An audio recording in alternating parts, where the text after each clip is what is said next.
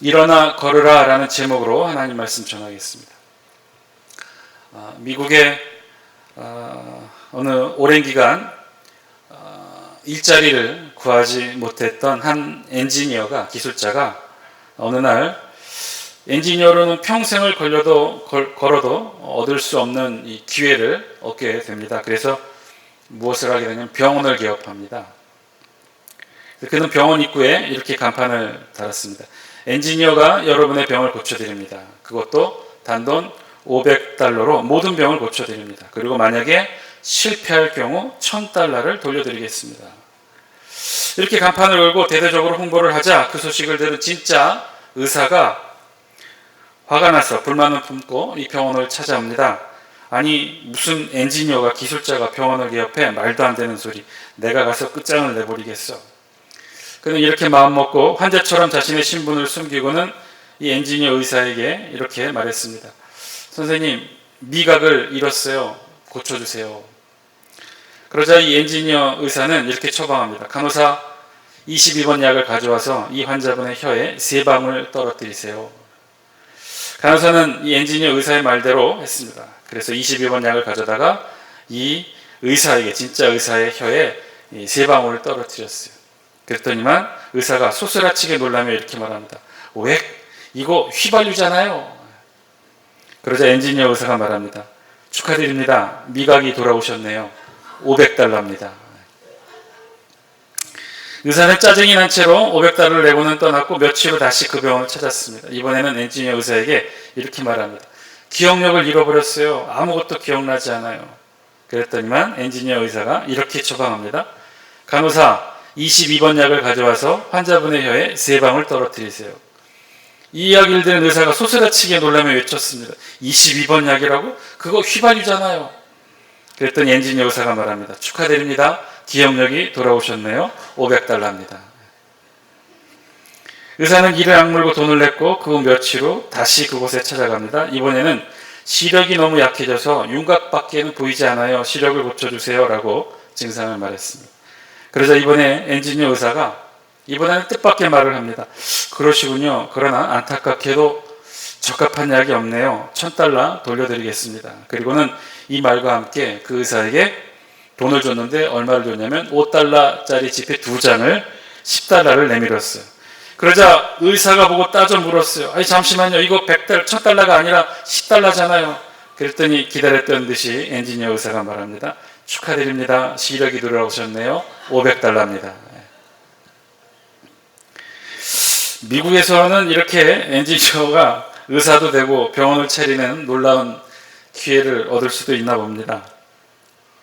기회를 얻는다는 것, 기회를 잡는다는 것, 그것은 도대체 어떻게 이루어지는 것일까요? 예를 들면 기회가 널려 있고 그래서 누구나 기회를 잡을 수 있는 것인지, 그렇다면 기회를 잡는 사람과 잡지 못하는 사람의 차이는 뭐가 될까요? 오직 기회를 잡는 자의 선택에 달려있게 되는데, 그런데 우리 삶을 보면 그렇지는 않죠.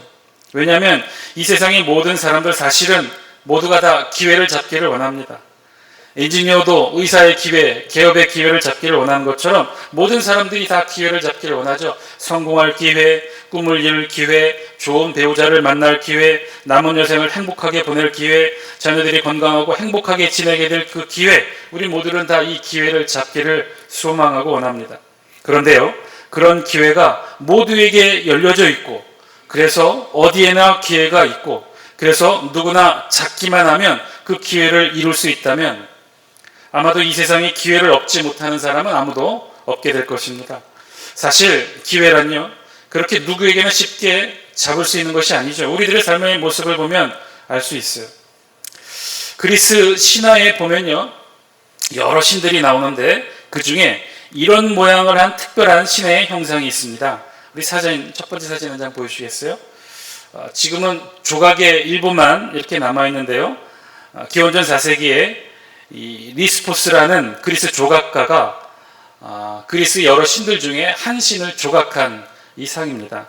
아마 현존하는 이 카이로스라는 신을 조각했는데요. 이 카이로스를 표현한 가장 오래된 모습일 거예요. 근데 자세히 보시면 특징들이 조금 보이죠? 두 손에는 뭔가를 쥐고 있고요. 머리를 보면 뒷머리가 좀 없어 보이는 이상한 모습을 하고 있습니다. 이것으로는 자세히 알 수가 없고, 좀 더 자세히 묘사된 것이 이 프란체스코 델 로시의 그림의 일부로 나타납니다. 우리 그 다음 사진 보시겠어요? 전체적인 그림인데 그리스 신들의 모습들을 좀 담아낸 것인데요. 그 중에서도 여러분 보시기에 좌측 하단에 보시면 날개 달린 허리를 구부린 사람이 있어 보이죠? 그 부분만 확대한 사진입니다. 보시면 날개가 달려 있고요. 허리를 구부렸지만 손에는 눈에 보이듯 무언가를 들고 있어요. 자, 이것이 이 카이로스의 신, 그리스 여러 신들 중에 카이로스의 신들을 그려낸 건데요. 이것을 오늘날 다시 제대로 형상화한 동상이 바로 이 동상입니다. 이제 좀 자세히 볼 수 있겠죠. 온몸은 발가벗은 채로 등에는 날개가 달려 있고요. 그런데 자세히 보니까 뒤꿈치, 발목에도 날개가 달려 있어요. 그리고 머리를 보니까 좀 특이하죠. 뒷머리는 아예 없고요. 앞머리는 또 상대적으로 긴 머리를 들고 있습니다. 그리고 두 손에는 무언가를 들고 있는데 한 손에는 저울을 들고 있고요. 그리고 오른손 한쪽 손에는 지금 보이지는 않지만, 표현되지는 않지만 칼을 들고 있다고 합니다. 이것이 오늘날 재현해낸 그리스의 신 중에 하나, 카이로스의 모습입니다. 이 신이 소위 말하는 기회의 신이라고 하는 카이로스의 신의 모습이에요. 각각에는 의미가 있어요. 이 손에 들고 있는 이 저울과 칼은요, 저울같이 정확한 판단을 내리고 칼과 같이 날카로운 결단을 행동으로 옮기는 것. 즉, 기회를 만났을 때 어떻게 하라는 거예요? 정확하고 날카로운 결단으로 그 기회를 잡으라는 것이죠. 그런데 그 모양이 좀 특이해요. 그래서 이 그림, 이 프란체스코 델 로시의 그림의 맨 하단에 보면 이런 글이 적혀져 있는데, 이 카이로스 신에 대해서 이렇게 설명하고 있어요. 내가 벌거벗은 이유는 쉽게 눈에 띄기 위함이고, 내 앞머리가 무성한 이유는 사람들이 나를 보았을 때 쉽게 붙잡을 수 있게 위함이며, 내 뒷머리가 대머리인 이유는 내가 지나가고 나면 다시는 사람들이 나를 붙잡지 못하도록 하기 위함이다. 어깨와 발에 날개가 달린 이유는 그들 앞에서 최대한 빨리 사라지기 위해서이다. 나의 이름은 기회의 신 카이로스이다. 기회, 그리스 신화에 나오는 이 기회의 신의 이름은 카이로스예요. 카이로스, 기회가 그렇다는 것이죠. 누구나 볼 수는 있어도 그것을 잡는 것이 쉽지는 않다는 거예요. 딱 보고 앞모습만을 보고 이것이 기회다 싶을 때 확실하게 이 저울과 칼과 같은 정확하고 날카로운 판단과 결단력으로 그 앞머리를, 길게 자란 앞머리를 잡아야 된다는 거예요. 그 순간을 놓치면 뒷머리를 잡을 수가 없어요. 대머리고 날개가 달렸길래 빨리 도망간다는 것이죠. 누구나 볼 수는 있어도 잡는 것이 쉽지 않은 것이 기회라는 의미일 것입니다. 여러분, 헬라어에서요, 시간을 의미하는 두 가지 표현이 있는데요. 하나는 크로노스라는 표현이 있고요. 하나는 이 카이로스라는 표현이 있어요. 둘 다 우리말로 번역하면 시간인데 차이가 있어요. 이 크로노스라는 시간은요, 우리가 아는 시간을 의미해요. 일반적인 시간, 역사 속에 흘러가는 시간, 연대기적인 시간. 즉, 아침에 해가 뜨고 나면 저녁에 지는 것처럼 매일 한 번씩 어김없이 찾아오는 낮과 밤, 매년에 한 번씩 찾아오는 봄, 여름, 가을, 겨울의 계절의 시간, 꽃이 피고 식물이 열매 맺고 인간이 나이 들고 병 들고 결국은 죽게 되는 그런 시간, 물리적 시간을 크로노스라고 표현합니다. 반면에 그런 시간이 아닌, 그저 때가 되면 오는 시간이 아니라 누구에게나 원튼 원하지 않든 그렇게 찾아오는 시간이 아니라 기회의 시간, 꼭 발견하고 붙잡아야만 질 수 있는 시간, 그래서 지나가면 결코 다시 붙잡을 수 없는 시간, 그런 시간을 말할 때 이 헬라어에서는 카이로스라 말한다고 해요. 그런데 이런 시간, 크로노스가 아닌 카이로스의 시간은요, 우리 그리스도인들에게도 참으로 의미 있는 시간인데, 왜냐하면 우리 성경에서 말하는 시간은요, 크로노스의 시간이 아니라 카이로스의 시간이기 때문에 그렇습니다. 여러분, 하나님께서 이 세상을 창조하셨죠. 태초에 하나님께서 천지를 창조하실 그때 하나님이 세상 모든 만물과 함께 태초라고 하는 시간의 시작과 함께 시간도 창조하십니다.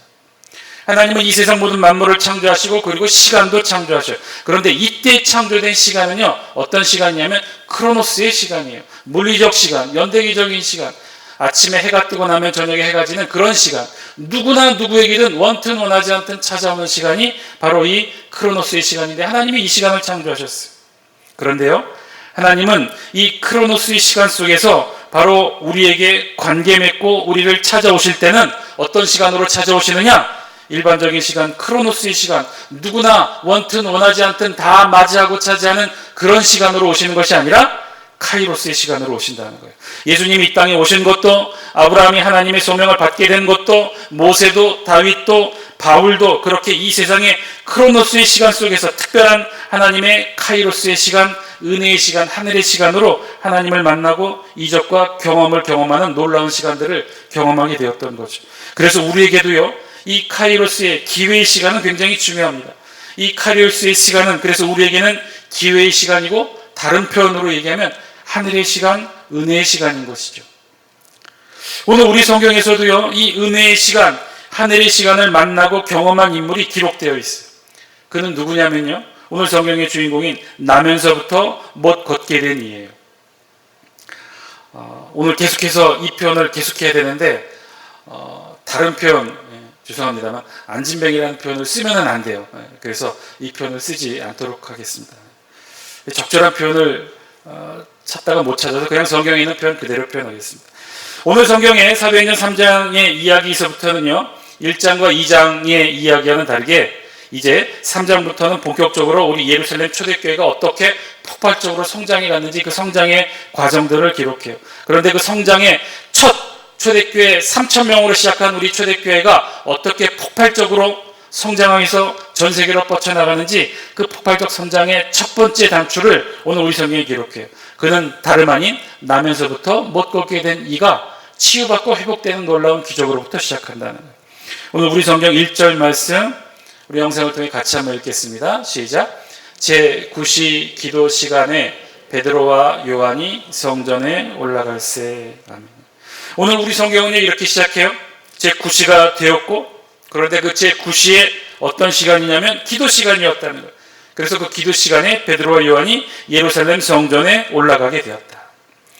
제9시라 표현한 이 시간은 유대의 시간법이었고요. 제가 전에도 말씀드렸다시피 유대는 지금의 우리와는 다른 시간법을 사용했어요. 우리는 하루가 24시간이라고 여겼지만 유대인들은요, 하루가 12시간이라고 여겼어요. 그래서 이 유대 시간을 오늘 우리의 시간으로 환산하려면 어떻게 하면 돼요? 6을 더하면 돼요. 제9시라고 했으니까 6을 더하면 총 몇 시가 된 거죠? 15시간. 그래서 오늘 우리의 시간으로 표하면 오후 3시가 되는 거예요. 그러면 유대 시간 제9시는요, 우리 시간으로 오후 3시에 해당하는데요, 그 시간이 베드로와 요한에게는 기도 시간이었다는 거예요. 오늘 성경 표현에 의하면.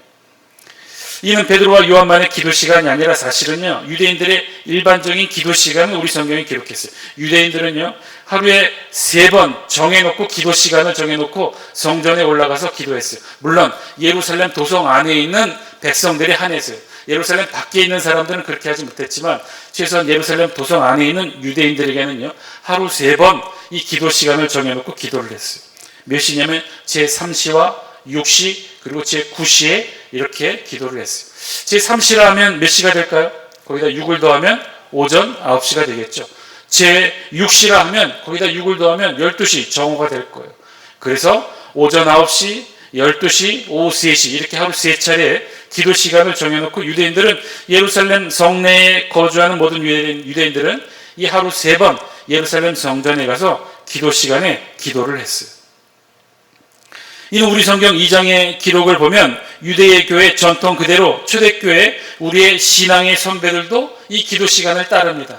유대교회 전통에 따라 우리 초대교회 신앙의 선배들도 사도들도 이 신앙의 전통에 따라 성전에 가서 기도해요. 하루 3번이 어렵다면 최소한 1번이라도 꼭 지켜서 성전에 올라가 기도를 했어요. 베드로와 요한은요, 바로 이 3번째 기도의 시간, 제9시, 오후 3시에 성전에 올라가 항상 기도를 했던 것이죠. 자, 그 말인즉 베드로와 요한은 최소 매일 오후 3시에는 성전에 올라가 항상 기도를 했다는 뜻이죠. 자, 그러던 어느 날 이 베드로와 요한은 성전에서 한 사람을 만나게 됩니다. 우리 다 함께 2절 말씀 영상을 통해 함께 읽겠습니다. 시작. 나면서 못 걷게 된 이를 사람들이 메고 오니 이는 성전에 들어가는 사람들에게 구걸하기 위하여 날마다 미문이라는 성전문에 두는 자라. 아멘.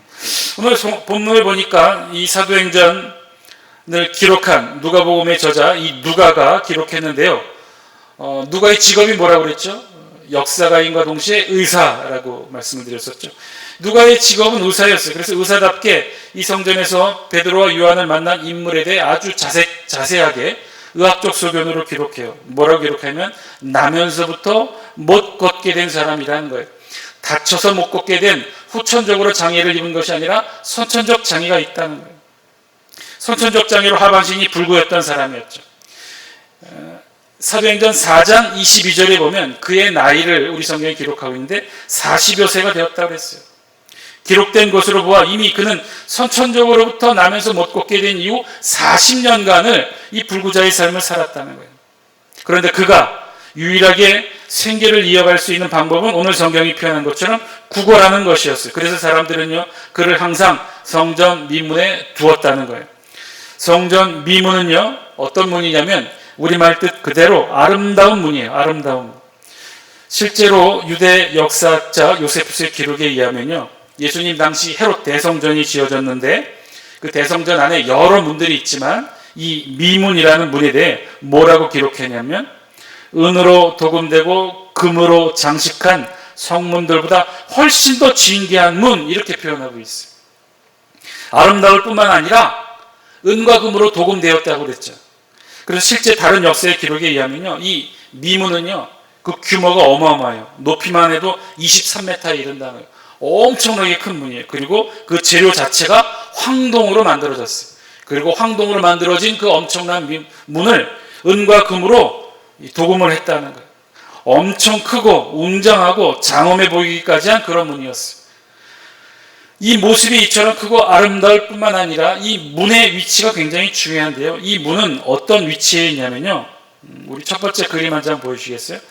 지금 여러분들이 보시는 이 그림이 헤롯 당시 예루살렘 성전을 재현한 그런 모습이에요. 전체적인 테두리 둘레 안에 예루살렘 성전이 있었는데요, 그 성전 안을 중심으로 바깥은 다 이방인의 뜰이었어요. 그리고 그 성전 안으로 들어가면 들어가면서부터 여인들의 뜰이 시작되는데, 실제로 이 성전이 시작되는 곳은요, 저 이방인의 뜰과 여인들의 뜰의 경계선상에 있는 문, 미문을 거쳐 들어가야 성전에 들어갈 수 있어요. 다음 사진 보여주시겠어요? 저것을 실제 입체적으로 표현하면 저렇다는 거예요. 그러니까 실제 성전은요, 저 안이 성전이에요. 저 밖에는요, 이방인의 뜰이라고 했는데 실제 성전 바깥에 해당합니다. 그래서 성전 안으로 이방인의 뜰에서 여인들의 뜰로 들어가는 성전의 경계선상에 있는 문이 무슨 문이냐? 미문이라고 그랬던 거예요. 미문. 그래서 성전 미문은 중요했고 크고 웅장하고 아름답게 장식했던 거예요. 성전의 외부와 내부로 나누어 본다면 성전 외부를 감싸고 있는 것이 이방인의 뜰이었어요. 그래서 이 이방인의 뜰에서 성전 내부로 들어가는 그 첫 번째 관문이 무슨 문이냐? 바로 이 미문이었다는 거예요. 그러니 이 미문에는요, 성전 바깥에서 안으로 들어갈 수 있는 유대인, 이방인들을 제외한 모든 유대인들은 반드시 이 성전 미문을 거쳐 성전 안으로 들어갈 수 있었던 거예요. 그러니까 실제적인 성전의 출입문이라 할 수 있는 문이 바로 미문이었죠. 그래서 가장 많은 사람들이 출입할 수 있는 문이었어요. 그래서 이곳에 사람들은 이 나면서부터 못 걷게 된 이를 구걸하기 위해 이곳에 놓여놓았고, 그래서 이는 매 시간 매일같이 이곳에 나와 구걸을 하게 됩니다. 그러던 그가 그날, 오늘 성경에 기록된 바로 그날 베드로와 요한을 만나게 되죠. 우리 3절 말씀이에요. 영상을 통해 같이 한번 읽습니다. 시작. 그가 베드로와 요한이 성전에 들어가려 함을 보고 구걸하거늘. 아멘. 자, 그런 그가 이제 성전 미문을 통해 모든 사람들이, 유대인들이 다 여길 지나가야 되는데, 이때 베드로와 요한도 오후 3시에 기도 시간에 맞춰 성전에 들어가는 것을 보고 이 나면서부터 못 걷게 된 이가 구걸을 했다는 거예요. 그런데 이 베드로와 요한을 보고 알아보고 구걸을 했다라고 우리 성경 3절이 마치 그렇게 번역한 것 같은데 사실은 그렇지가 않아요. 우리 4절 함께 읽겠습니다. 4절입니다. 시작. 베드로가 요한과 더불어 주목하여 이르되 우리를 보라 하니. 베드로와 요한에게 구걸하는 이 나면서부터 못 걷게 된 이에게 베드로가 말을 했다는 거예요. 뭐라고 말을 했어요? 우리를 보라. 이 말의 의미는 뭐예요? 지금 나면서부터 못 걷게 된 이가 어떻게 구걸한 거예요? 베드로와 요한을 보고 알아보고 베드로와 요한에게 구걸한 거예요? 그렇지 않다는 거예요.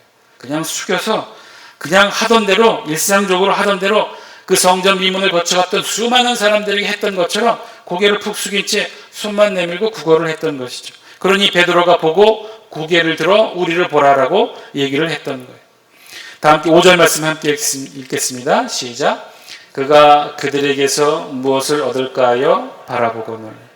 무엇을 얻을까요? 바라보았다고 그랬어요. 우리를 보라 말한 베드로와 요한을 나면서부터 못 걷게 된 이가 바라보게 된 거죠. 그러자 베드로가 이렇게 말합니다. 우리 6절 말씀 같이 한번 읽습니다. 시작. 베드로가 이르되 은과 금은 내게 없거니와 내게 있는 이것을 내게 주노니 나사렛 예수 그리스도의 이름으로 일어나 걸으라 하고 아멘. 은과 금은 내게 없거니와 내게 있는 이것을 내게 주노니 나사렛 예수 그리스도의 이름으로 일어나 걸으라. 그 유명한 말씀이죠. 우리가 가끔 이 복음서에 마태, 마가, 누가, 요한복음에 기록된 이 제자들의 모습, 특별히 베드로의 모습 기록된 그 이미지 때문에 우리가 때로는 베드로를 좀 무시하는 경향이 있죠. 어부고 무식하고 화 잘 내고 다혈질이고. 그런데 사도행전에 보면 그렇지가 않아요. 베드로가 이렇게 멋진 사도였다는 것이죠. 한 번의 설교로 3,000명을 회심시키고 성전 미문에 앉아 구걸하는 이를 향해 이렇게 기적을 선언했다는 거예요. 은과 금은 내게 없거니와 나사렛 예수 그리스도의 이름으로 일어나 걸으라. 이 베드로의 기적 선언이요, 사실은 사도행전을 통해 앞으로 일어나게 될 수많은 복음의 기적에 전초 역할을 하게 됩니다. 물론 이미 더 크고 놀라운 기적과 이적이 복음서를 통해 기록되어 있어서 우리가 잘 알고 있지만 그건 다 누가 일으킨 기적이에요? 예수 그리스도께서 하신 거예요. 그런데 사도행전의 것은 달랐어요. 다름 아닌 베드로 이후 12 사도를 통해 심지어 집사들을 통해서도 이런 기적들이 일어나요. 누구의 이름으로? 베드로가 말한 것처럼 나사렛 예수 그리스도의 이름으로. 나사렛 예수 그리스도의 이름으로 일어나 걸으라. 나사렛 예수 그리스도의 이름으로 눈을 떠라. 귀신은 물러가라. 병만은 떠나가라. 나사렛 예수 그리스도의 이름으로, 나사렛 예수 그리스도의 이름으로 선언되어지고 선포되어진 수많은 기적이 오늘 바로 이 베드로의 입술을 통해 시작된 이 시작으로부터 일어나게 된다는 거예요. 그러니 얼마나 멋져요. 베드로가 이런 사람이었습니다. 이 놀라운 베드로의 이적 선언을 나면서부터 못 걷게 된 이가 듣게 됩니다. 7절과 8절입니다. 같이 한번 읽겠습니다. 시작. 오른손을 잡아 일으키니 발과 발목이 곧 힘을 얻고 뛰어 서서 걸으며 그들과 함께 성전으로 들어가면서 걷기도 하고 뛰기도 하며 하나님을 찬송하니. 아멘. 베드로의 이 이적 선언에 따라 정말로 기적이 일어났어요. 40년간 걷지 못했던 다리가 움직입니다. 발과 발목에 힘이 들어갑니다. 그래서 어떻게 돼요? 걷기도 하고 뛰기도 하고. 그런데 정말 중요한 사실은 오늘 성경은 그 사실을 이렇게 기록하는데 그가 베드로의 그 이적 선언의 명령에 의지하여 나사렛 예수 그리스도의 이름으로 일어나 걷기도 하고 뛰기도 하면서 어떻게 했느냐? 베드로와 요한과 함께 어떻게 했다고 그랬어요? 성전 안으로 들어가서 하나님을 찬송하니. 평생 나면서부터 아마도 15세부터 성년으로 대접받을 수 있으니 아마 15세부터 이 나면서부터 못 걷는 이는 성전 미문에서 구걸을 하기 시작했을 거예요. 4장 22절에 40여 세가 됐다고 했으니 대략 25년이 넘는 시간 동안 이 사람은 성전 미문에 앉아서 구걸만 했어요. 평생 한 번도 성전에 못 들어갔어요. 신처가 온전하지 못한 자는 하나님의 성전에 들어갈 수 없기 때문에 그가 성전에 들어가지 못했어요. 25년간 미문에만 앉아 있었어요. 미문에 앉아서 손을 벌려 구걸만 했어요. 한 번도 들어가 보지 못한 그가 이제 나사렛 예수 그리스도의 이름으로 일어나 걷기도 하고 뛰기도 하면서 성전에 들어갔고 성전에 들어가서 하나님을 찬양하게 되었어요. 나사렛 예수 그리스도의 이름으로 성전 미문을 넘어 하나님께 나아가 하나님을 찬양하게 된 것이죠. 이 놀라운 기적이 바로 이 베드로의 이적 선언을 통해 일어나게 됐다는 거예요. 자, 그런데요, 그런 베드로의 놀라운 선언 앞에 조금은 이상한 표현이 있죠. 베드로가 뭐라고 얘기합니까? 나사렛 예수 그리스도의 이름으로 일어나 걸으라 라고 말하기 전에 그 앞부분에 뭐라고 얘기했죠? 은과 금은 내게 없거니와 내게 있는 이것을 내게 주노니. 베드로는 왜 이런 표현을 했을까요? 은과 금은 내게 없거니와. 나면서부터 못 걷게 된 이가 베드로와 요한을 향해 구걸했던 것을 우리는 알고 있죠. 그런데 이 베드로와 요한에게 이 나면서부터 못 걷게 된 이가 구걸했을 때 어떻게 구걸했을까요? 은과 금을 달라고 구걸했을까요? 그렇지가 않잖아요. 나면서부터 못 걷게 된 이가 베드로를 향해 은과 금을 요구하지는 않았을 것. 베드로와 요한 또한 은과 금을 가지고 다닐 만한 형편은 아니었겠죠. 그런데 왜 이런 과한 표현을 했을까? 베드로는 왜 이렇게 과한 표현을 했을까? 사실 당시에 이 표현은요, 성전을 빗대어한 표현이었어요.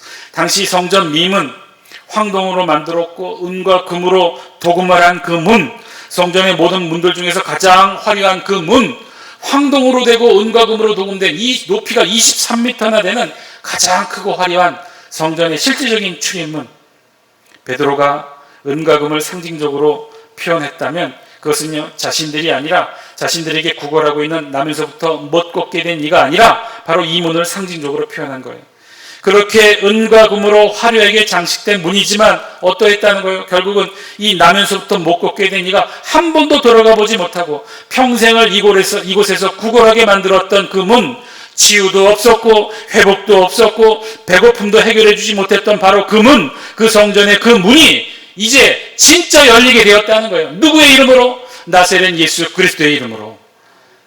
40년간 못 걷게 됐던 이가 일어나는 기적이 일어났고, 그가 성전 안에 들어가 평생을 통해 한 번도 들어가 보지 못했던 성전에서 하나님을 찬양하게 만들었던 그 일이 누구를 통해 일어났느냐?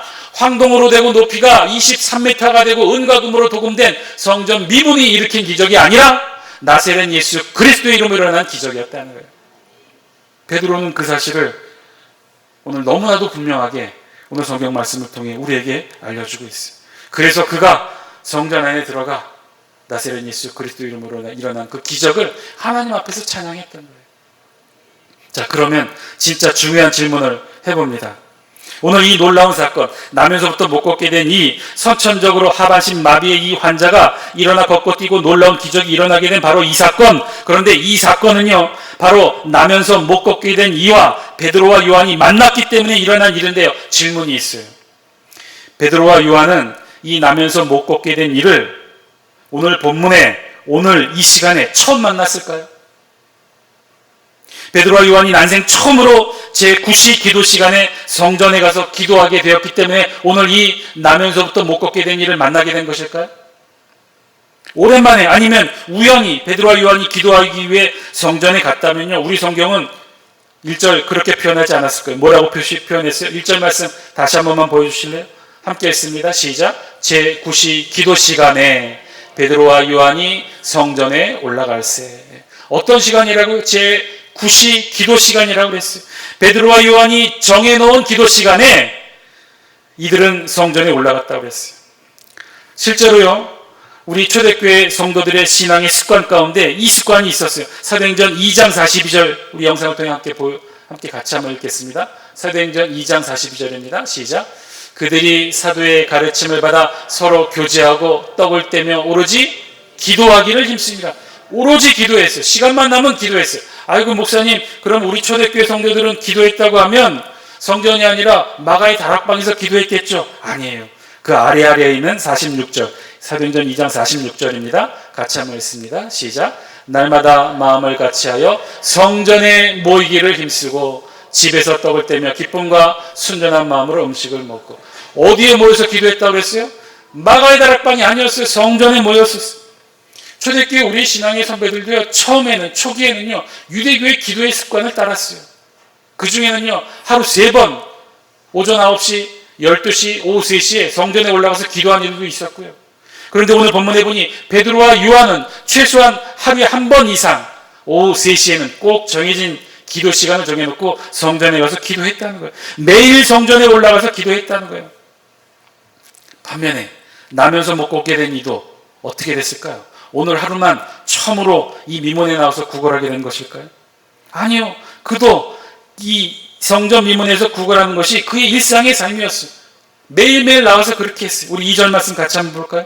2절입니다. 시작. 나면서 못 걷게 된 이를 사람들이 메고 오니 이는 성전에 들어가는 사람들에게 구걸하기 위하여 어떻게? 날마다 미문이라는 성전에 두는 자라. 날마다 나왔다는 거예요. 날마다. 그렇지 않으면 이는 생계수단이 없기 때문에 이 사람의 생계가 결정된 문제였어요. 매일 나왔어요. 매일 성전 미문에 나와 구걸을 했단 말이에요. 그렇다면 오늘 베드로와 요한, 그리고 이 나면서 못 걷게 된 이 오늘 처음 만나게 되었을까요? 아니요, 그렇지가 않아요. 이들은 성전 민문에 나와서 서로 교차하며 지나쳤을 거예요. 이 놀라운 기적의 순간을 이루는 그들의 시간이 매일같이 어쩌면 있었을지도 몰라요. 베드로와 요한의 기도 시간이 9시로 정해졌다면 매일같이 제9시, 즉 오후 3시에 이들은 성전 민문에서 만났을지도 몰라요. 때로는 좀 떨어진 채로 스쳐 지나갈 수도 있었겠죠. 때로는 서로 대화하면서 못 보고 그냥 지나칠 수도 있었을 거예요. 때로는 그저 무심하게 다른 사람들처럼 그렇게 서로를 못 본 채 하며 지나갈 수도 있었을 거예요. 매일같이 오후 3시가 되면 이런 만남의 시간이 흘러갔을지도 몰라요. 매일이었어요. 매일 오후 3시에 이들은 같은 시간, 같은 공간에 있었다는 거예요. 그런데 그때는 아무 일도 일어나지 않았어요. 그저 스쳐 지나가는 남모르는 관계였어요. 구걸받는 관계, 구걸하고 지나치는 관계. 하루에도 수백 명의 사람들이 그렇게 스쳐 지나가듯이 그렇게 지나간 사람들 중에 하나였을 거예요. 그러니 나면서부터 못 걷게 된 이가 베드로와 요한을 보고도 그냥 고개를 숙이고 손만 내밀었던 것이죠. 그런데 오늘 본문에 기록된 바로 이 날에는 서로가 서로에게 다른 시간으로 만나게 됩니다. 베드로와 요한은 나면서 못 걷게 된 이에게 예수 그리스도 이름으로 이적을 선포하는 시간이 된 것이고, 나면서 못 걷게 된 이에게는 이날 생애 처음으로 일어나 걷게 되고 생애 처음으로 성전에 들어가 하나님을 찬양하게 된 날이 됩니다. 크로노스의 시간 속에서, 평범하고 일상적인 우리의 삶의 시간 속에서 카이로스의 시간이 일어난 거죠. 일상의 삶 속에서, 늘 있었던 일상의 삶 속에서 하나님의 기적을 체험하는 순간을 맞이하게 되었던 거예요. 그날도 무심코 이 나면서부터 못 걷게 된 이는 구걸의 손을 내밀었을 거예요. 누구에게나 그렇게 했듯이 구걸의 손을 내밀었을 거예요. 그런데 그날 내민 그의 구걸의 손은요, 기적을 잡는 손이 되었고 하나님의 기적을 경험하는 손이 됩니다. 사랑하는 장수교 성도 여러분, 기적, 하늘의 은혜, 하늘의 은총, 나면서 못 걷게 된 이가 걷게 되고 뛰게 되는 이 놀라운 기적, 그 특별한 카이로스의 기회의 시간, 어디 멀리 있지 않아요. 어쩌면 오늘 우리가 이 자리에 오기까지 우리도 한 번쯤은 스쳤을지도 몰라요. 우리의 가정에서 오는 길에서, 아니 오늘 이 자리 장수교회 이 순간을 맞이했는지도 몰라요. 오랜만에 만난 성도의 입과 그 미소 속에서, 그들이 내문 악수의 손에서 여러분들을 따뜻하게 맞이해 주신 우리 집사님, 권사님, 장로님의 그 음성과 손길 속에서 우리를 그저 스쳐 지나가는 우리의 일상의 삶 속에서 어쩌면 우리도 이 놀라운 기적의 순간이 스쳐 지나갔는지도 몰라요. 우리를 일으키고 우리를 회복시켜 주시고 우리를 다시금 일어나 걷고 뜨게 하는 그 놀라운 기적의 순간이 어쩌면 늘 같은 우리의 일상의 삶 속에 있었는지도 몰라요.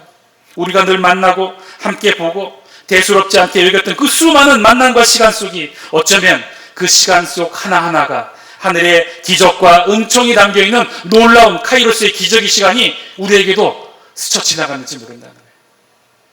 사랑하는 장수교 성도 여러분, 여러분의 시간, 여러분의 일상의 삶, 하루하루의 삶, 그저 무심코 지나갔던 하루하루의 삶, 어떤 때는 지치고 힘든 그런 일상의 삶으로 무심코 지나갔던 그 시간들 속에 어쩌면 놀라운 기적이 숨겨있는지도 몰라요. 어쩌면 놀라운 하늘의 기회의 시간이 숨겨있는지도 몰라요. 어쩌면 하나님이 여러분들을 향해 그 놀라운 은혜와 기적을 품고 여러분들을 만나기를 원하며 간절히 내미는 손이 되었을지도 몰라요. 사랑하는 장수교 성도 여러분, 매 순간순간이 어쩌면 우리에게는 기적이고 어쩌면 우리에게는 은총의 시간이 될 수도 있을 것입니다. 그 모든 만남, 그 속에 하나님을 만나고 기적을 체험할 수 있는 여러분 되시기를 주의 이름으로 간절히 축원드립니다. 누가 알았겠습니까? 25년을 지켜온 바로 그 구걸의 자리에서 기적이 일어날 줄 누가 알았겠습니까? 만나면, 붙잡으면, 하늘의 카이로스를 경험하면 달라집니다. 기적이 일어나고 하늘의 은총을 경험하게 되고 성전에 들어가 하나님을 찬양할 수 있게 됩니다. 오늘 우리의 삶이, 저와 여러분들의 삶이, 아니 앞으로 우리의 삶이 매 순간순간이 그러한 삶이 될 수 있기를 주의 이름으로 간절히 축원드립니다. 우리의 모든 삶이 그렇게 바뀔 수가 있어요. 그렇게 하늘의 시간으로 채워줄 수 있어요. 오늘 우리의 시간을 하늘의 시간으로 채워지게 하여 주옵소서. 축복과 기적을 누리는 우리 모두의 시간들이 되게 하여 주옵소서. 그렇게 남은 여생 하루하루 순간순간을 하늘의 시간, 은혜의 시간, 기적의 순간으로 채워지는 저와 여러분들의 시간이 되시기를 주의 이름으로 간절히 축원드립니다. 함께 기도하겠습니다.